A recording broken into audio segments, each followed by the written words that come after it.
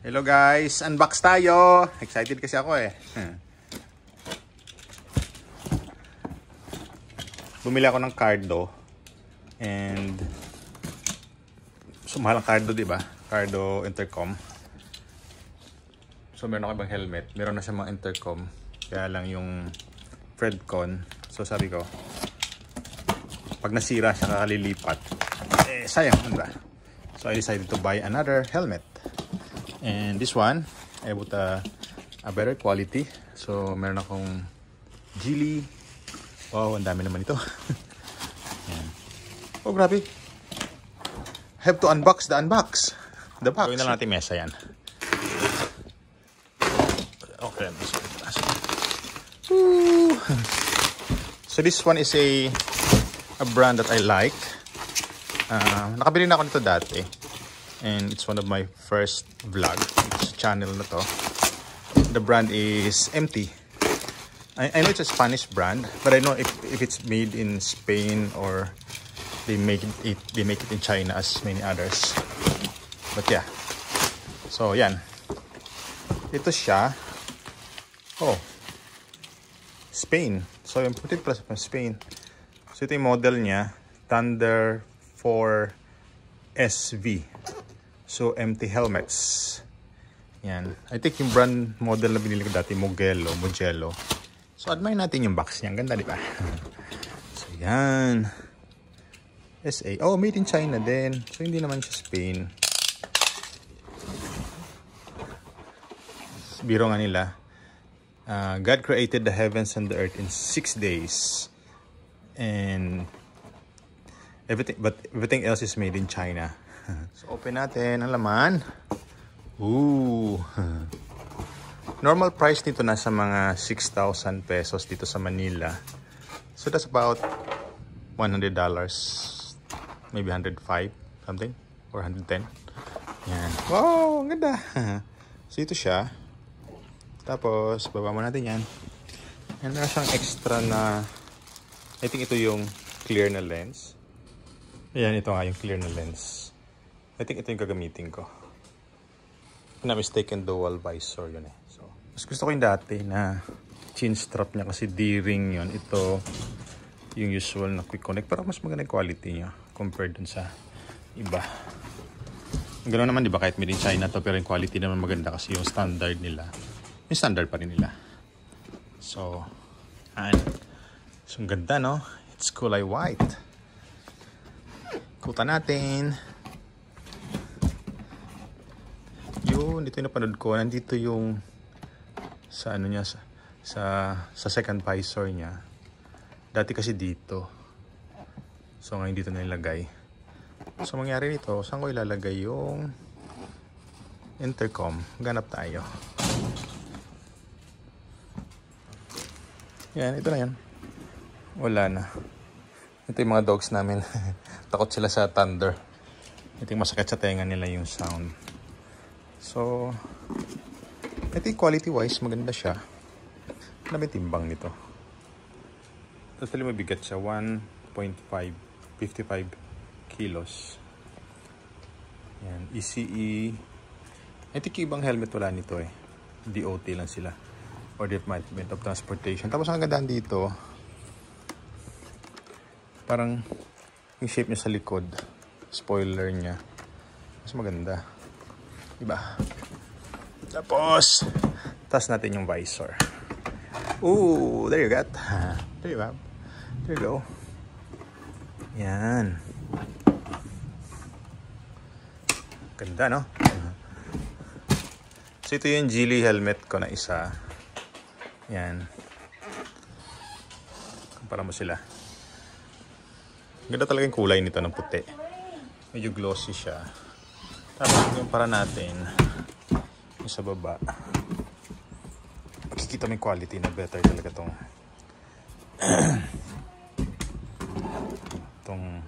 MT. Yan. Yung quality. Oh. Ito binili ko to 3.5 yung normal price. I think I got this for mga 2.8. So ito naman 6,100. May mga discount dahil naka-promo sa Shopee. I think I paid Basta hindi sumabot ng 5 eh.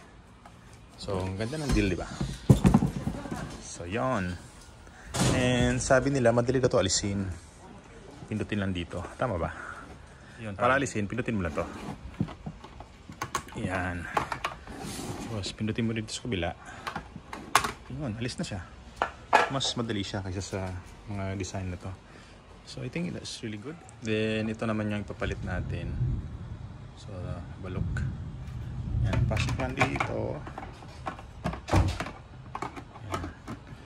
I like this one kasi meron ka namang sun visor sa loob. So kapag ka mas nakakasilaw, di iswap mo sila. So yun. Yun. Tapos, gagawin natin, alisin natin to. Yan. Oops. Yun. O, di ba? Satisfying. Tapos, yan, meron siyang yung usual, may lock pa siya dito. Yan. Oop! Hirap talaga ng isang kamay. Tapos yung sun visor, siyempre ito yung switch na kanina, diba? Yan. So, alisin din natin. Yan, para magamit natin. Makagamitin ko ito bukas. So, yun. Wow! Maganda yung design ng mga bagong helmet ngayon. Tingnan mo dito, talagang walang hangin na papasok. And actually more sa tubig yan pag umuulan. So kapag nakalock mo ganyan, talagang walang hangin papasok dyan. I mean, hangin of course, tubig din. So it's really safe kapag umuulan. Tapos, alam ko natatanggal ito eh. Ayun. So ito siya. So madali siyang i-switch. Ayan, naka-open yan. Tapos ito nakasara. Ayan, nakikita nyo dito. So maganda ito, mas malaki yung opening yan. Tapos dito, alam ko meron din opening to. Yan. So nakasara. Ito, nakabukas. Yan. Kasi natin to. Yun. Tapos, may mga lock lang naman yan dito eh. Yun. Oops. Nasira ko pa yata.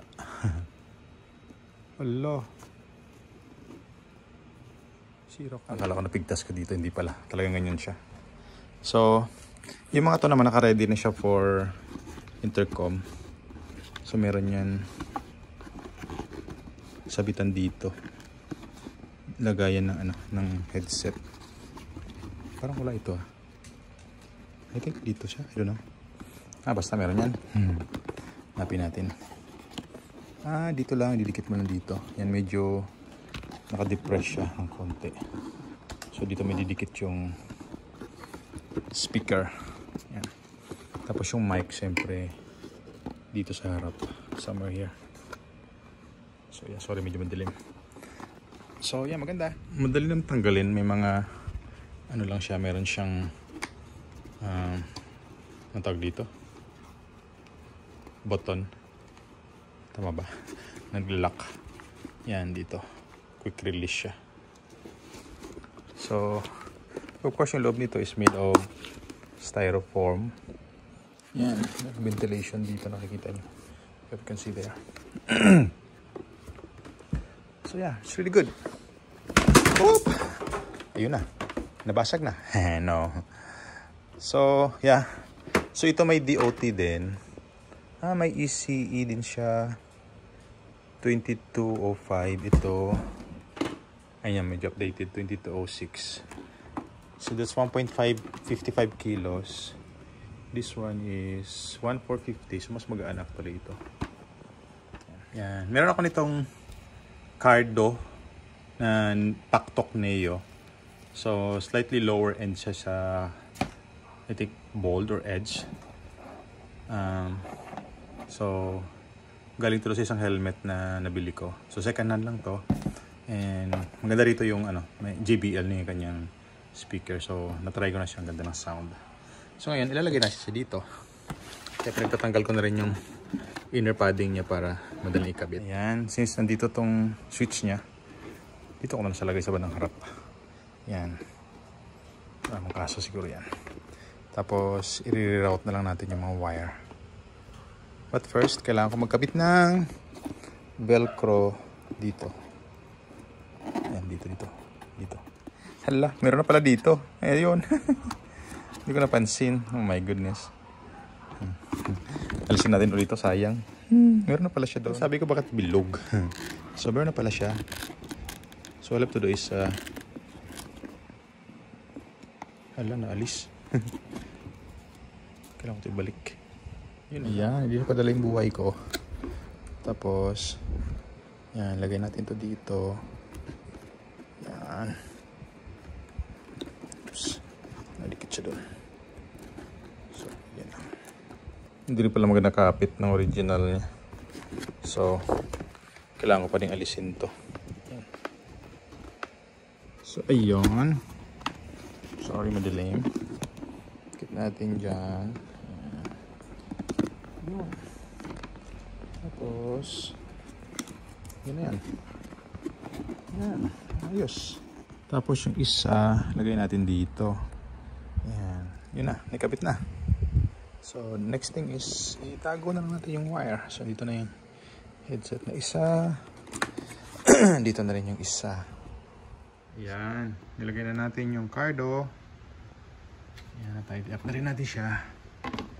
So, para masikip, no? Designed to protect.